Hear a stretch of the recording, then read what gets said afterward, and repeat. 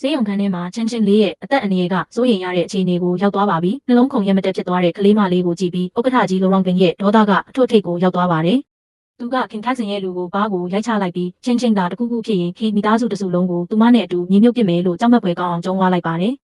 မမလှတဲ့ခင်ခက်စင်ကတော့သူမလူကိုအလုသမားတယောက်ကရိုက်ရဲတာကိုမယုံနိုင်ပဲဒီရိုက်ချက်ကခေမိသားစုရဲ့ကောင်းစားတဲ့နေ့တွေကုံဆုံးသွားပြီဆိုတာကိုဆိုလိုတာပဲလို့ဥက္ကဋ္ဌကြီးကအေးဆက်စွာပြောလိုက်ပါတယ်။ဆရာဝန်တွေကချင်းချင်းကိုအရေးပေါ်ကုသပေးနေချိန်မှာဥက္ကဋ္ဌကြီးကဆေးရုံတစ်ခုလုံးကိုပိတ်ဆို့ထားဖို့နဲ့ခေမိသားစုကဘသူ့ကိုမှအပြင်ထွက်ခွင့်မပေးဖို့အမိန့်ပေးလိုက်ပါတယ်။ခင်ထက်စင်ကတော့ River City မှာသူမတို့မိသားစုကအကြီးဆုံးဖြစ်ပြီး Goldman Capital ရဲ့ဥက္ကဋ္ဌလို့ဆိုတာဒီလိုအလုသမားဝတ်စုံနဲ့လူမျိုးမဖြစ်နိုင်ဘူးလို့ထင်မှတ်နေသေးပါ။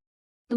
မရဲ့ဖခင်ခင်ယွန်းချန်ကိုအကူအညီလမ်းတောင်းလိုက်ပါတယ်။မကြခင်မှာပဲ River City ရဲ့စီးပွားရေးလုပ်ငန်းရှင်ကြီးခင်ယွန်းချန်ကလူရင်းအားလုံးရင်းနဲ့ဆေးရုံကိုရောက်ရှိလာပါတယ်။ငါသမီးကိုဘသူကထိရဲတာလဲအခုချက်ချင်းအရေးကွန်ခွာပြစ်မယ်ဆိုပြီးဟိန်းဟောက်လာပါတယ်။ဥက္ကဋ္ဌကြီးလိုရောင်ဖင်ကတော့ကြောက်ရွံ့ခြင်းမရှိဘဲခင်ယွန်းချန်ရှေ့မှာမမက်ရက်ပြီးမင်းသမီးကိုချင်းချင်းစီမှာတောင်းပန်ခိုင်းလိုက်အဲ့ဒါဆိုရင်တော့ခင်မိသားစုကိုငါလွတ်ပေးမယ်လို့ရာဇသံပေးလိုက်ပါတယ်။ခင်ယွန်းချန်ကတော့ရေမောပြီးသူ့ရဲ့လူတွေကဆေးရုံတစ်ခုလုံးကိုဝိုင်းထားပြီးပြီဖြစ်လို့ဘသူမှလွတ်မှာမဟုတ်ဘူးလို့ထင်နေပါတယ်။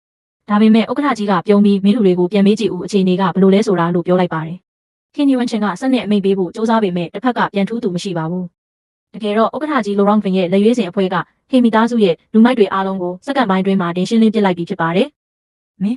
မင်းကဘာတူလဲလို့ခင်ယွန်းချန်ကတုံတုံရင်ရင်နဲ့မေးလိုက်တဲ့အခါမှာတော့ဇလန်းကအလှည့်ပြောင်းကိုရောက်သွားပါတယ်။ဥက္ကဋ္ဌကြီးကငါကဘာတူလဲဆိုတာအရေးမကြီးပါဘူး။မင်းကရောဘာတူလဲဆိုတာကိုပြန်မေးကြည့်ဦးလို့ပြောလိုက်ပါတယ်။အပိုင်း9လေးကြည့်ချင်ရင်မက်မှာအဆက်လို့ရေးခဲ့နော်။